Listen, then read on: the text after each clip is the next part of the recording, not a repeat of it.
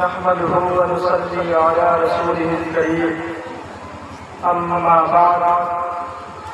فأعوذ بالله من الشيطان الرجيم بسم الله الرحمن الرحيم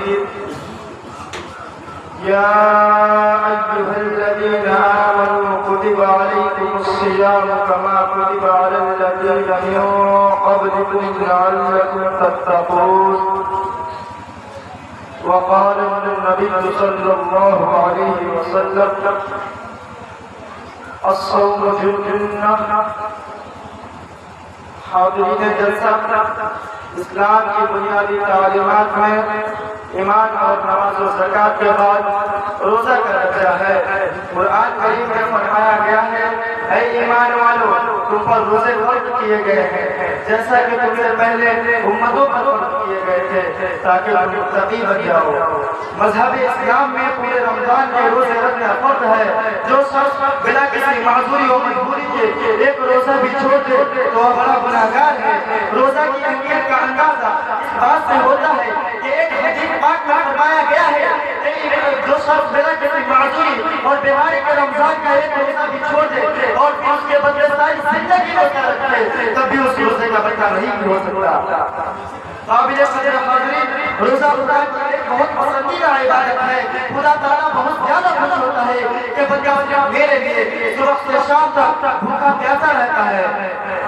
کھانا اس کے سامنے ہوتا ہے، کوئی دیکھنے والا بھی نہیں ہوتا پھر بھی میرے لیے نہیں کھاتا، پانی اس کے سامنے ہوتا ہے اور وہ تنہا ہوتا ہے تب بھی صرف اور صرف میرے خاطر ایسے نہیں کرتا۔ حتیٰ کہ وضو میں کلی کرتے ہو کہ وقت منہ میں پانی ہے اور پانی پی سکتا ہے، کسی کو خبر نہیں ہو سکتی لیکن محض میرے خاطر ایسا نہیں کرتا۔ اسی لیے تو خداوند عالم نے فرمایا ہے کہ روزہ میرے لیے ہے اور اس کا بدلہ میں خود دوں گا،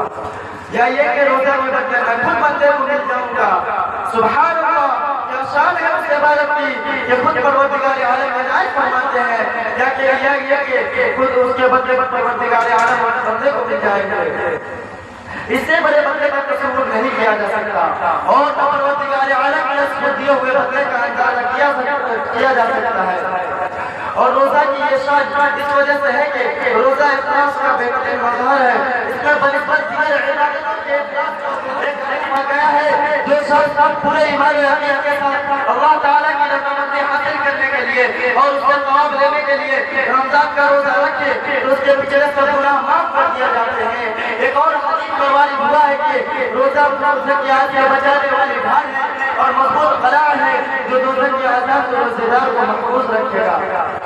حضرات گرامی،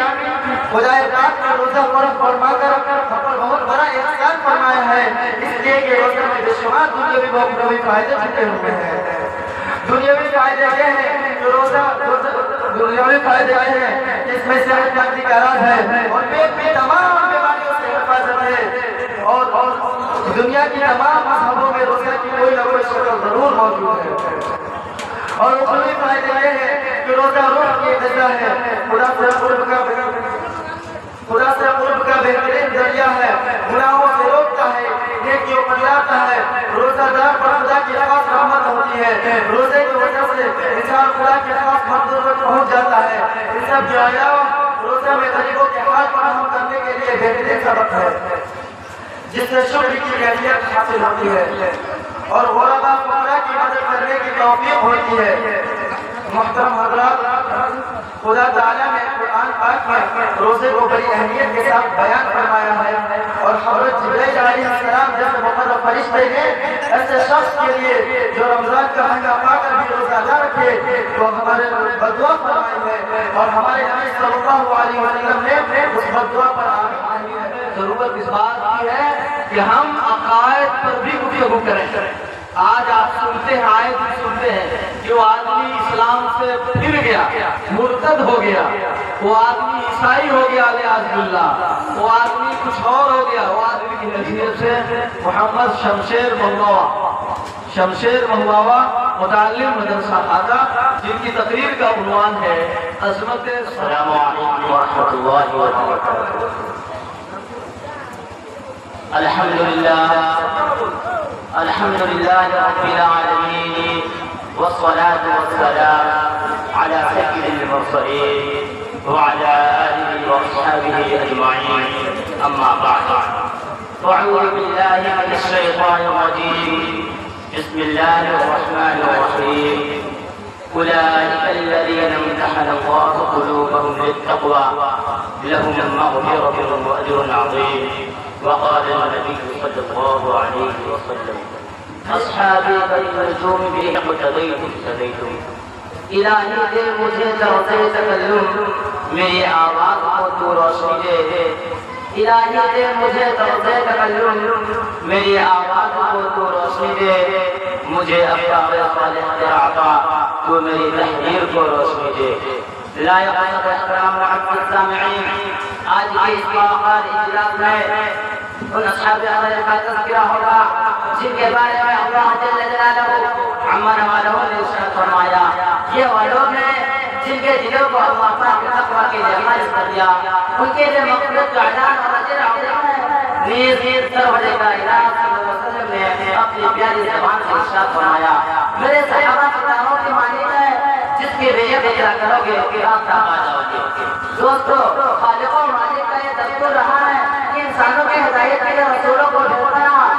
چنانچہ حضرت آدم علیہ السلام کو بھیجا حضرت نوح علیہ السلام کو بھیجا حضرت موسیٰ علیہ السلام کو بھیجا حضرت عیسیٰ علیہ السلام کو بھیجا آخر میں شہنشاہ بطحہ تاجدار مدینہ سرور کائنات خاتم الانبیاء محمد رسول اللہ صلی اللہ علیہ وسلم